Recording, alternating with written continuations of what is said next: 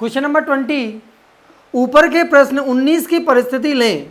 ए तथा बी मैदान में ऐसी जगह खड़े होते हैं कि उनको मिलाने वाली रेखा हवा की दिशा के लंबवत है। उनके बीच की दूरी x है।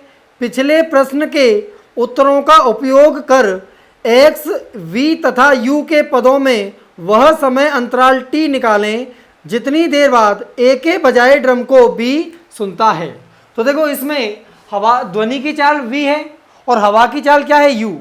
तो देखो ध्वनि की चाल ये क्या स्थिर हवा में दी हुई है, तो स्थिर हवा में ध्वनि की चाल दी हुई है, तो ये चाल v जो है, देखो सबसे पहले हम सबसे बड़ी गलती क्या करते हैं, इस v को हम ध्वनि की चाल जमीन के सापेक्ष में मान लेते हैं, क्योंकि हमने सोचा कि ये तो स्थिर हवा में ध्वनि की चाल है तो ये जमीन के सापेक्ष हो गई। ऐसा नहीं है, जब स्थिर हवा थी तब ध्वनि की चाल v है, तो जब हवा चलेगी तो ध्वनि की चाल बदल जाएगी, जो बदल के आएगी वो जमीन के सापेक्ष ध्वनि की चाल है, और ये क्या है, हवा के सापेक्ष ध्वनि की चाल। तो इसमें लिखेंगे कितना, we s A. We s ए का मतलब ध्वनि की चाल हवा के सापेक्ष, एयर के सापेक्ष कितनी दे रखी है v, और वी एस, वी ए किसकी चाल, हवा की चाल, एयर की चाल कितनी दे रखी है u। ठीक है, अब ऐसा मानते हैं कि ये a है और a से ध्वनि को कहां पर जाना है, b पर। a से लेके ध्वनि को कहां पर जाना है, b पर। a और b के बीच की दूरी कितनी है, x, और मान लो समय कितना लगा, t। हमें ये t ही निकालना है। और a से लेके b के लंबवत दिशा में क्या है, ध्वनि हवा का वेग। हवा का वेग ऊपर की दिशा में, तो देखो यहां पर मान लेते हैं हवा का वेग किधर है, ऊपर। ये कितना va, जिसका परिमाण कितना u दिया हुआ है।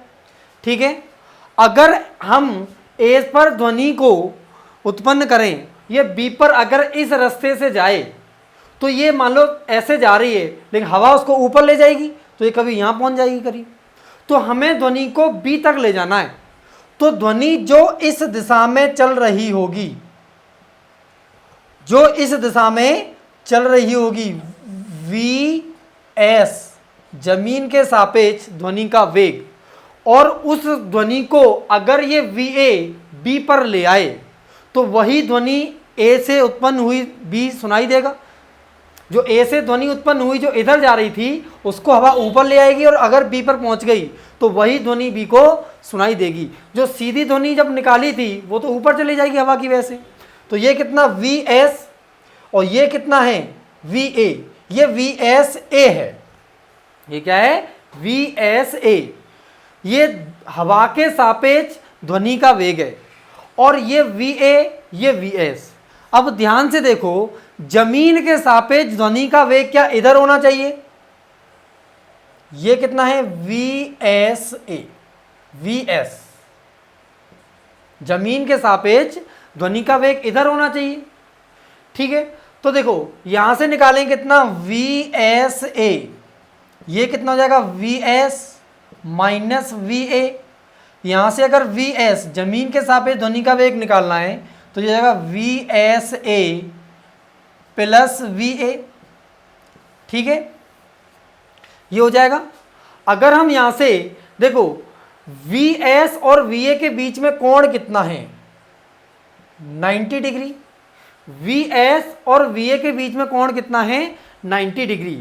तो अगर हम यहां से निकालें we s A, we s a कितना है v S minus V A, और इन दोनों के बीच में 90 अगर कोण है तो वी एस ए का परिमाण हो जाएगा कितना, root v s square plus v a square.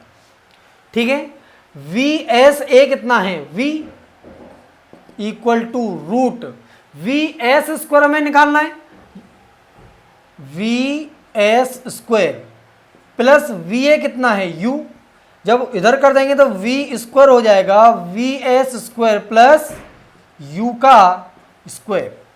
यहां से वी एस का स्क्वायर हो जाएगा v square minus u square.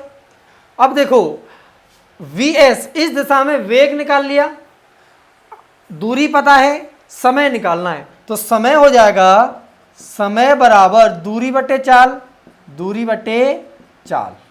समय कितना लगा t, दूरी कितनी चली x, और चाल कितनी है इस दिशा में vs, और vs कितना हो जाएगा यहां से v square minus u square का रूट। यहां से क्या निकल के आ गया समय। ए से लेके बी पर जो ध्वनि पहुंची उसको कितना समय लगेगा x upon root v square minus a square.